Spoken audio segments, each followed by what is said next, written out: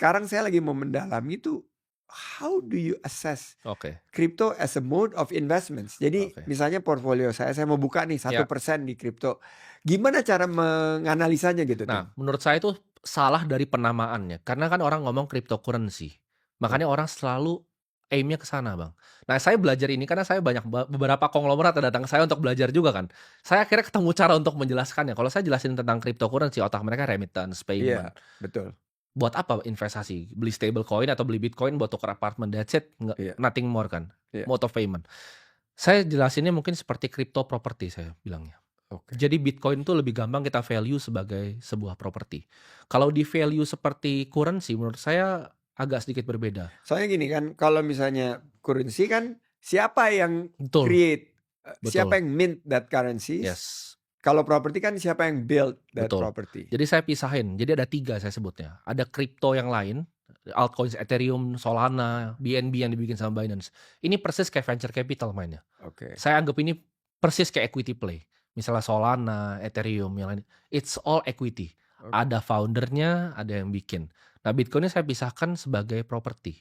oke. Dan yang tadi yang Bang Sandi bilang, yang mint itu adalah USDT, USDC. Itu adalah cryptocurrency, yang stablecoin yang di-peg ke US dollar. Oke. Jadi saya pisahin dalam 3 basket ini. Kalau yang Jadi tengah ini satu equity, equity, satu satu properti, property, satu satu currency. currencies. Itu Oke. cara awal fundamental saya analisanya. Nah, Bitcoin ini Bitcoin ini jatuhnya di yang properti. property. Bitcoin karena nggak ada yang bikin, ada grup yang disebut dengan Satoshi Nakamoto ini yang nggak ada yang pernah tahu sampai sekarang. Tapi itu kan unik ya, di zamannya serba digital, canggih sekali, tapi tidak ada yang pernah Tahu. ketemu Hmm. siapa yang bangun. Dia anggap seperti Bang Sandi beli properti di Manhattan. Oke. Pernah telat nggak? Mau 1950, 1990, 2000. Manhattan Terus naik. terus naik. Ini ada 21 juta blok. Jadi 276 ke samping, 276 ke atas, dan dalamnya 276. 276 pangkat 3, 21 juta. That's all the block in the world. Tapi bedanya apa dengan properti di Manhattan? Contohnya, orang di sana mereka mau nggak beli properti di Menteng? Nggak mau. Mau beli nggak di Bali? Nggak ada value-nya untuk mereka.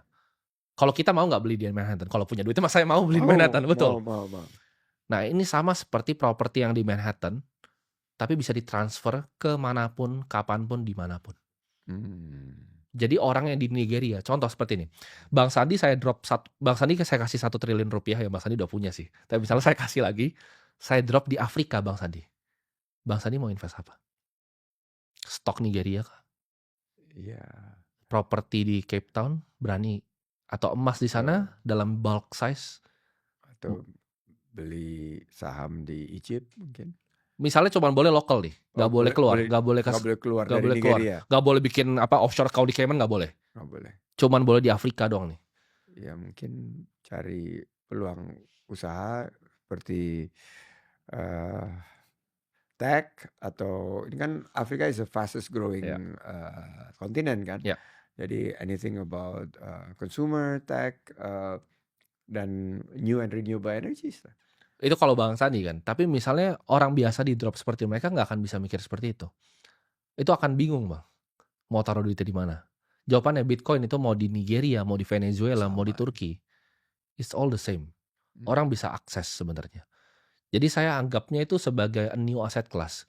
Kalau kita bagi dunia ini, itu kan ada 300 triliun in global hutang, Iya, 300 triliun itu di sekitar properti, equity total mungkin 110. iya.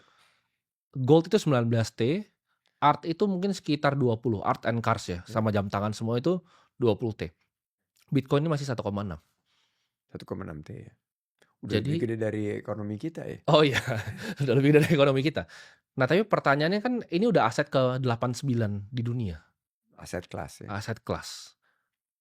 Means berarti orang udah punya kepercayaan pada ini. Hmm. Menurut saya gonna go up sampai mungkin 20 triliun dalam waktu mungkin 5 tahun Bang, nggak jauh. Jadi waktu 10 saya kali lipat ya. iya, sebelum saya ke saham sebenarnya I found Bitcoin first waktu itu 2016. Cuman saya nggak ngerti fundamentalsnya.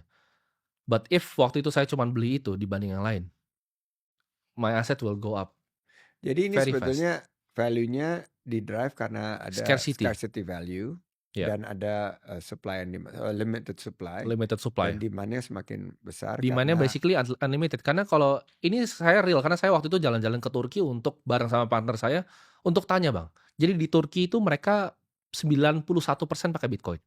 Jadi Hmm. kalau Bang Sandi ke Turki, Istanbul, itu bahkan yang punya exchange di sana jadi kayak semacam dewa. Jadi di airport itu nama exchange semua BTC Turk, BTC Turk, BTC Turk. Hmm. Karena currency-nya hyperinflasi, yang orang yang founder exchange ini pegang Bitcoin kayak ribuan, puluhan ribu. Oke. So they become very very rich di currency yang Sangat sangat hyperinflated. iya. Jadi that's what happened to me sebenarnya the last Jadi 5 mereka years. akhirnya mengconduct investmentnya dalam properti ini ya, Bahkan Bitcoin. bukan investment, tapi untuk day to day asetnya karena mereka tidak bisa hold di dalam USD. Oke. Lebih gampang untuk mereka akses beli Bitcoin karena USD sana Jadi sedikit. kayak saya mau Belanja, properti, beli apartemen di ya. Istanbul misalnya, itu bayar pakai Bitcoin. Mereka convert ke currency-nya baru mereka bayar. Bahkan mereka untuk beli day to day karena di mereka pagi harganya berapa, sore itu udah dicabut lagi diganti harga yang baru di supermarket. Even tour guide kita yang pas lagi di sana nganterin keliling, itu semua asetnya di Bitcoin. Dan semua keluarga semua asetnya di Bitcoin. Oh, Ini Turki. itu ada decoupling ya, berarti ekonomi mereka udah Iya. nggak menggunakan lira lagi ya. Dan saya bikin tesisnya waktu itu. Saya share di YouTube masih 200 lira waktu per dolar. Sekarang itu udah 1000-an lira. Naik 5 kali 5 dari 2 lipat. tahun dalam 2 tahun. Argentina peso sama dan rupiah itu sebenarnya begitu saya tarik sampai 1998 atau bahkan earlier. Rupiah kan pernah diganti. Jadi dari 1000 pernah dipotong balik. Oh iya, zaman 2-3 kali. Sunring tahun 60-an Yes. itu. Tapi kalau ditarik benar-benar makanya unik sekali. Kalau saham Indo bahkan dalam value notional USD aja, BCA itu cuma naik 3,9 kali. Jadi orang tuh sebetulnya bukan tambah kaya. Value Itu rupiahnya yang menurun. turun.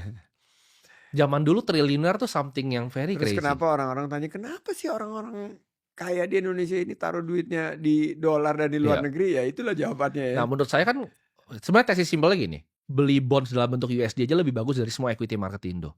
Ini a better money dibanding USD. Karena USD aja kalau kita lihat lawan S&P itu jauh sekali. Tapi S&P kalau aku track sama monetary M2 supply-nya, ini kalau Indonesia juga sama. Indonesia M2 sama IHSG, malah M2-nya masih menang kita. Iya. M2 money supply-nya. US tracking index. Jadi real inflasinya adalah the S&P 500. Kalau saya kalah sama S&P 500, saya nggak tambah kaya. Karena jumlah dolar yang di printnya, itu sama dengan jumlah kenaikan S&P. Nah Bitcoin ini ngalahin itu semua. Bitcoin IRR-nya selama 15 tahun terakhir 108%. Saya cuma pakai matematika simpel, saya bagi 3 deh IRR-nya. Ekspektasi saya 30% tahun ke tahun. I'm done. Jadi saya tidak pernah investasi hal lain lagi Bang sekarang.